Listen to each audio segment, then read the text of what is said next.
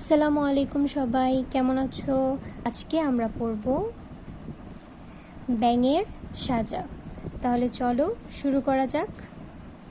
একবার বনে খুব অশান্তি শুরু হলো। এক পিঁপড়া পিল পিল করে গেল রাজার দরবারে। পিঁপড়া কিভাবে গেল?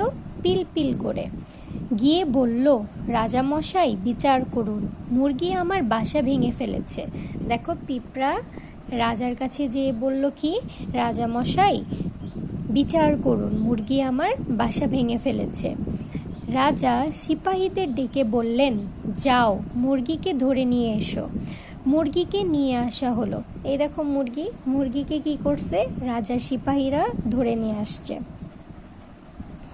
সে কক কক করে বলল, সাপ আমার ডিম ভেঙে ফেলেছে। সাপকে ধরতে গিয়ে পিঁপড়ার বাসা ভেঙেছে। আগে সাপের বিচার করুন রাজামশাই। তাহলে মুরগি কি বলল, যে যখন মুরগির ডিম ভেঙে ফেলেছে সাপকে ধরতে যেয়ে সে যখন দৌড় দিল তখন কি করছে, পিঁপড়ের বাসা ভেঙে ফেলছে।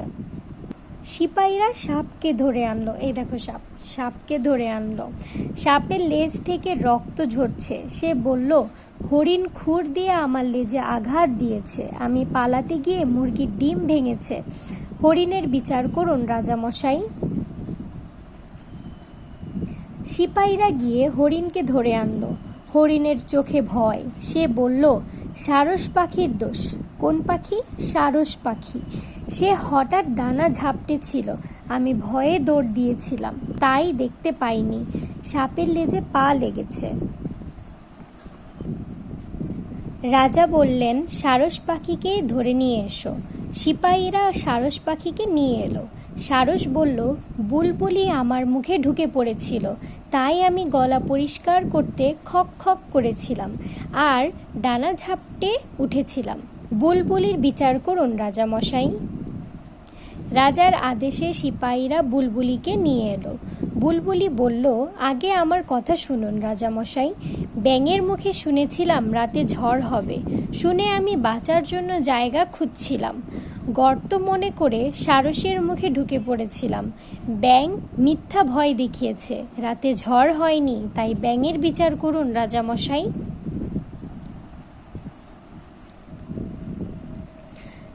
রাজার সিপাহীরা ব্যাঙটাকে ধরতে গেল। ব্যাঙ গাছের নিচের গর্তের মধ্যে লুকিয়েছিল। ব্যাঙ কোথায় লুকিয়েছিল? গাছের গর্তের মধ্যে।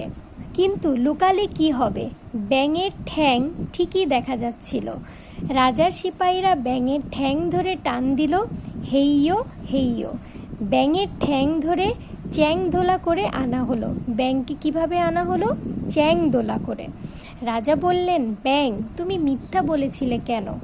ব্যাঙ বলল, ঘ্যাঙর ঘ্যাং, শহরে বেড়াতে গিয়েছিলাম রাজামশাই। চায়ের দোকানে শুনলাম লোকেরা বলছে রাতে ঝড় হবে, আমি সে কথাই বুলবুলিকে বলেছিলাম। রাজা বললেন, তুমি শহরের গুজব এনে বনে রটিয়েছ, শহরের গুজব এনে বনে রটিয়েছ, বনের শান্তি নষ্ট করেছ। গুজব রটানোর জন্য তোমার শাস্তি হবে। রাজার সিপাহীরা ব্যাঙটাকে কাঁঠাল গাছের তলায় নিয়ে গেল। রাজার সিপাহীরা ব্যাঙটাকে কাঁঠাল গাছের তলায় নিয়ে গেল। কোন গাছ? কাঁঠাল গাছ। চাবুক মারতে লাগলো, কিন্তু বারবার চাবুক গিয়ে লাগলো কাঁঠাল গাছের ডালে। সেই কাঁঠাল গাছের কষ গড়িয়ে পড়ল ব্যাঙের গায়ে। তারপর থেকে ব্যাঙের গায়ে দাগ হয়ে গেল। তাহলে ব্যাঙের গায়ে দাগ হলো কেন? কারণ তাকে শাস্তি দেওয়ার জন্য কাঁঠাল গাছের নিচে নিয়ে যাওয়া হলো এবং সেখানে চাবুক মারতে লাগলো। চাবুকটা যেয়ে পড়েছিল কোথায়? কাঁঠাল গাছের ডালে। সেই কাঁঠাল গাছের কষ ব্যাঙের গায়ে পড়ার কারণে ব্যাঙের গায়ে দাগ হয়ে গেল। কি সুন্দর একটা গল্প পড়লাম আমরা, ব্যাঙের সাজা। এখন দেখো, আমাদের বলা হয়েছে কি, শব্দ শিখি।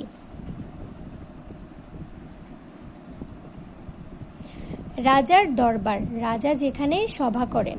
রাজার দরবার, রাজা যেখানে সভা করেন। সিপাই সৈনিক, সিপাই সৈনিক। গুজব, মিথ্যা তথ্য। গুজব মানে মিথ্যা তথ্য। রটানো ছড়ানো, রটানো ছড়ানো। চাবুক, মারার জন্য যে লাঠির মাথায় দড়ি থাকে। চাবুক মারার জন্য যে লাঠির মাথায় দড়ি থাকে। রাজার দরবার, রাজা যেখানে সভা করেন। সিপাহী, সৈনিক, গুজব, মিথ্যা তথ্য, রটানো, ছড়ানো। চাবুক, মারার জন্য যে লাঠির মাথায় দড়ি থাকে। তাহলে আজকে এ পর্যন্তই। তোমরা সুন্দরভাবে পড়াশোনা করবে, চ্যানেলটি সাবস্ক্রাইব করে রাখবে। পরবর্তীতে আমি এগুলোর সমাধান করে দিব। সবাই ভালো থাকো, সুস্থ থাকো। আল্লাহ হাফেজ।